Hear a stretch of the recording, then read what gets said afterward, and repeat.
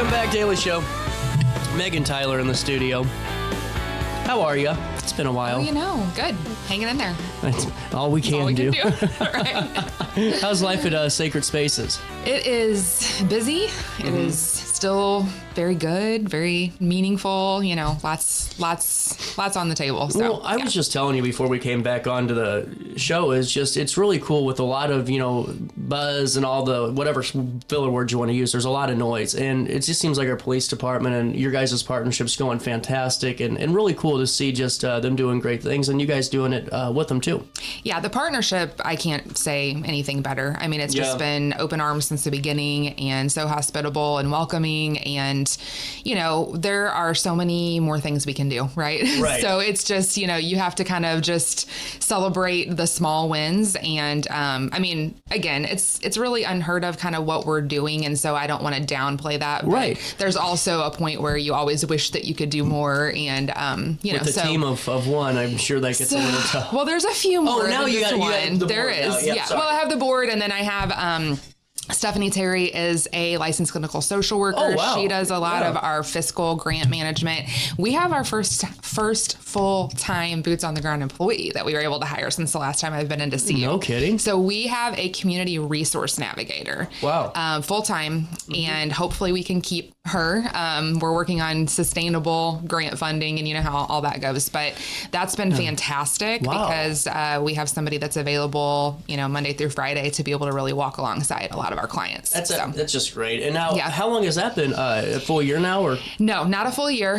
We hired in October, so we're getting there. Took a little while to get going and training and onboarding and stuff, but really we've been going strong since the beginning of this year and a little bit before then with that. So just fantastic. Yeah. Well, and also coming up in just a couple of weeks here is going to be this really great community awareness event. Fill me in on this. Yeah. So on Saturday, May 30th, we are offering a new training. The two kind of veins that Sacred stays in are like the resource navigation and then education and training. And so we've done a lot of educational opportunities in the community. This one is brand new, though. It's a situational awareness training talking about your own personal safety and well-being. I'm going to co-facilitate that with Officer Hubbard of the Alton Police Department. Really cool. He's on the SWAT team, has some extra training with some like basic self-defense, and he does jiu-jitsu and some of that kind of stuff as well. So you have to be 16 at least, but it's appropriate for anyone and all ages. So when I say self-defense, sometimes people get a little nervous about, am I going to be doing these, movements or need to be able to, I don't want to break anything, but even at all ages, it's appropriate. It is basic self-defense. We're just talking more about recognizing your environment, staying aware of your environment, especially focused on like mental health or like substance induced situations where you want to be able to notice those kind of like risk behaviors and assess the situation. And then if something were to escalate, we're going to try to prevent that, right? Like what can we do to de-escalate and keep ourselves safe and everyone safe,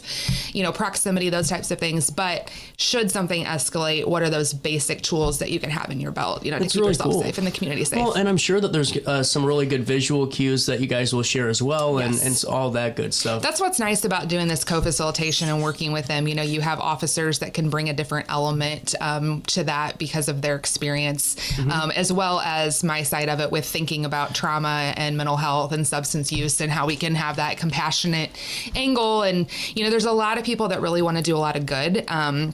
And I've done a lot of trainings and some talks on this recently about, we always want to be careful though that we're helping and not harming or,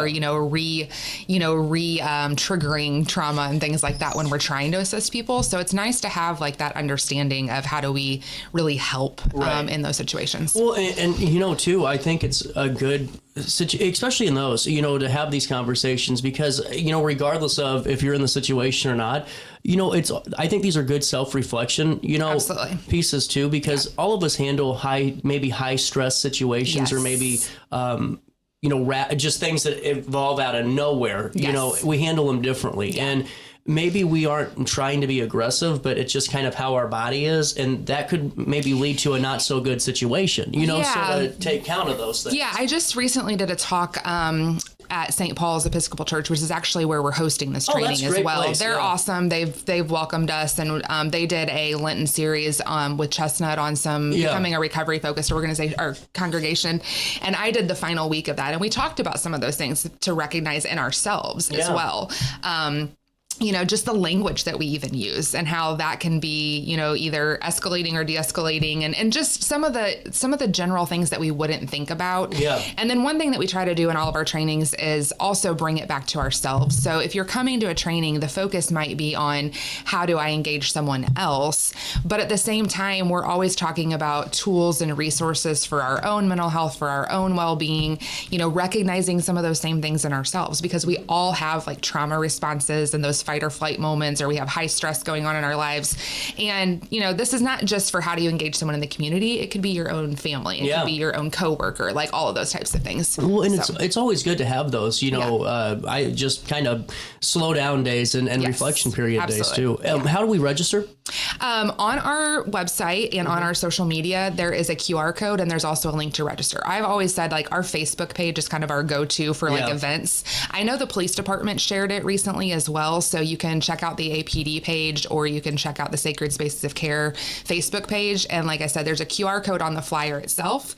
And then there is a link to register as well.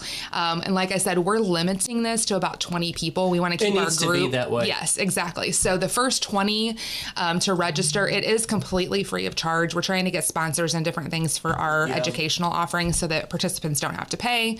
But you just give us your contact info and we'll reach out to you and get you registered and locked in. So fantastic. You got a moment to take a quick break with me? Yeah, sounds good. You got to live or work within Alton and Godfrey for this, correct? That is correct. And then must be at least 16 years of age to participate. But this is really good. Noticing safety threats and high risk behaviors. And, especially no matter where you go, it's always good to see those cues and just keep you and your family a step ahead and protected, and great partnership with the Alton Police Department. More conversations on this next. If you think you... Firearms training shouldn't feel intimidating. At Precision Point Armory in Bethalto, we focus on safety, confidence, and real-world skills. Whether you're new or renewing your concealed carry, you'll get professional instruction without pressure. Learn safe handling, sound decision-making, and proper techniques tailored to your experience level. If you're looking for premium firearms training in the heart of Bethalto, Illinois, call 618-779-9947 or go to precisionpointarmory.net and train with confidence today. Struggling with depression that just won't go away? At Precision TMS, we offer a non-invasive, drug-free treatment designed to target the areas of the brain linked to mood regulation. Using FDA-cleared transcranial magnetic stimulation, gentle magnetic pulses help reactivate underperforming brain circuits without surgery or sedation. Many patients experience real relief, even after other treatments haven't worked. Our experienced team provides personalized care every step of the way. Contact Precision TMS today to see if TMS therapy is right for you. Accidents happen in a heartbeat, but lives change forever. Whether it's a car crash, workplace injury, medical malpractice, or wrongful death, you don't have to face the consequences alone. Keith Short and Associates brings over 33 years of experience and a reputation for fighting fiercely for your rights. For relentless representation that you can trust, call Keith Short and Associates at 618-254-0055 today for a free consultation. What's up? It's Mike Keith. What's up, bro? Back to spotlight other amazing alumni and how they discovered their path at Lewis and Clark. Let's jump into it. This is Tom Wells, an assistant chief of the Godfrey Fire District. He has been a firefighter and an EMT for over 20 years. Tom is currently an instructor in the Lewis and Clark Paramedicine program and has 2 degrees from LC, fire science and nursing. I'm Tom Wills, and I'm a trailblazer. If you think you might be pregnant, you don't have to face it alone. At Vitality Women's Clinic, you'll find the care you deserve. We offer confidential, no-cost pregnancy testing, ultrasounds, and STI testing. Our team is here to listen, support you, and help you understand your options without pressure or judgment. Walk in or make an appointment today. Call 618-466-1690 or visit vitalitywomensclinic.org. Vitality Women's Clinic, clear answers. Real support.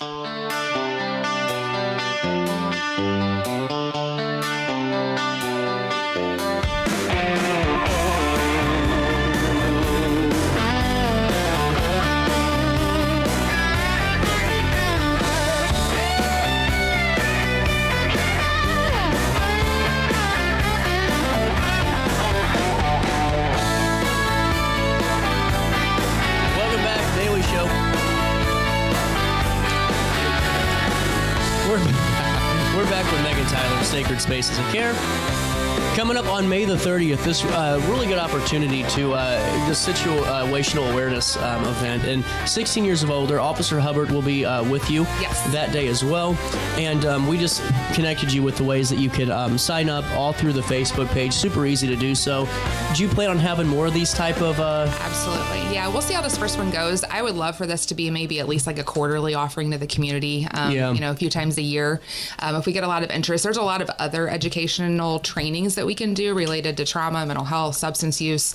I can put that flyer out again. I've shared it before, but on the Facebook page as well. If there's any businesses, organizations, faith communities that want us to come and do some training or just some conversations. I like to call them that because I'm an educator. Yeah. But I don't love the talking at you kind of concept the whole time. I love like roundtable conversations and things like that. And so we can do any of that. And we can also kind of take our basic trainings that we offer and like topic wise and then, gauge them to the audience, the age, all those types of things. So just, feel free to reach out to us if you're interested. This is going to be great. And, I just think it's a really good thing to talk about because you aren't just talking about, okay, here's what to look for, but also, just some tips and really I like the resources that are available for those, type of situations that do occur. Absolutely. Yeah. Well, before we wrap up the conversation and all that fun stuff today, I also, let's a refresher, if you could, of the work that you guys do at the police department. Yeah. So we do both internal officer wellness at the police department. We work with them on, the chronic trauma that they're exposed to and, mental health, their families, everything from physical, getting their sleep habits, getting appropriate sleep, nutrition, all that kind of stuff. We've been doing that for a couple of years now. Unfortunately, that particular grant program is going away in June and not coming back. So we're hoping to find some other ways to kind of, piece into that. The community-facing stuff is just walking alongside those who may want referrals and need assistance to mental health, substance use, housing, education, employment, all of the things. It's been fantastic. We've been doing a lot of work recently with domestic violence victims. We can do victims and witness assistance. We've done some family wraparound with children that are DCFS involved. So a lot of people might think that we are just assisting because the clients that we have to assist right now have to be justice involved in some way, shape, or form. I get you. Yep. They have to have some type of charges or something that they have been going through because we're trying to divert from criminal justice and get them appropriate help. But we are able to do a lot of... I'll just explain it as maybe increased level of care. So maybe we have someone who has even gotten some resources or been engaged with an agency, but we're realizing, okay, it's not sustainable anymore. Mm-hmm. The level of care that they need, they're not able to live independently anymore at this point. And so we're able to advocate, and our social worker can work on trying to work with clinical teams to maybe get them more resources. So there's a lot of caveats to what we do, very individualized, very unique to people's experiences. Well, and, too, I think that, just the collaboration. We're also just seeing, how our police department handles some of the crisis situations where there is somebody that is in crisis. And I don't know if that's a correlate, but it's really nice to see that. I mean, I think we initially started with what does that response look like? And that is important, but also the follow-up. The follow-up is really the biggest because there's so much going on scene. And really at that point, no one remembers. And things are so heightened and crisis is so acute in that moment that a lot of times that's not necessarily the time or place. Makes sense. It's that follow-up and all of those linkages that come after that and trying to prevent, getting there again. That's really it's fantastic. Yeah. Well, going back into this, I really encourage you guys. It's 10:30 to 11:30 at St. Paul's Episcopal. It's right up the road, 10 East 3rd Street in Alton. You're going to notice safety threats and high-risk behaviors. And I mean, it's as simple as even being, to me, you're leaving the concert at Enterprise and those situations, but also, I think, for the 16, 17-year-old crowd, we're getting ready to start talking about, college visits and trips and things. And it's good to really, I think, get some studying done on that. I would love for some families to come out. I mean, my daughters are 16 and 18 and just went to a concert in St. Louis on Saturday night. And I was giving them all of the, kind of stay together in a group and just watch your surroundings, especially going to and from venues, getting back in the car, that kind of stuff. This don't walk 10 blocks to your parking. So this kind of stuff is appropriate for all ages, anyone, any circumstance, for sure. I wish I would have taken the class. I didn't look at where I paid for parking, and it was literally 11 blocks away from Enterprise a couple Sundays ago, and I was like, oh, okay, this is how the ID channel starts. Yeah. Saturday, May the 30th. You can register now because it's only limited to 20 people. Yes. And I really like that because you're truly getting a chance to learn, ask questions. It's not just a seminar at that Absolutely. point. You know what That's I'm saying? the whole point. Yep. Also, you do some great work with Hainer Library. Is that still going on? Yeah, we've done some trainings hosted by them in the past. We haven't done as many recently. I actually just trained their entire staff on, we did like a Narcan demonstration and talked through some of the resources available in the community. I bet you it was on Good Friday. Yes, it was. Yes, it was. Mary talked about it on the show. Yes. So that was awesome. And we can, we'll definitely continue the relationship with them. They're great. Fantastic. Anything else to talk about? Oh, you're a volunteer. The only thing I would say is look at our Facebook page this week. I'm going to put out some new volunteer opportunities. We've had a lot of people wanting to get involved, and these are going to be very specific that are not huge commitments to time, but I think you'll really be able to hone in on like, this is something that's in my skill set that I'm passionate about, related to like, community coalition work or helping us. We do meals, we give out, hygiene products, things like that, like small things that you can tap into, fundraisers or event planning. So look for that. It's going to be very detailed, and each of my board members are kind of taking on a different team and going to be involved in that. And so that'll be a great opportunity for people to get plugged in that have like heard about us and they want to do something. And now we're trying to kind of create some of those opportunities for people. Fantastic. You can find out more going to Sacred Spaces of CARE's Facebook page, but remember, you're invited Saturday, May the 30th.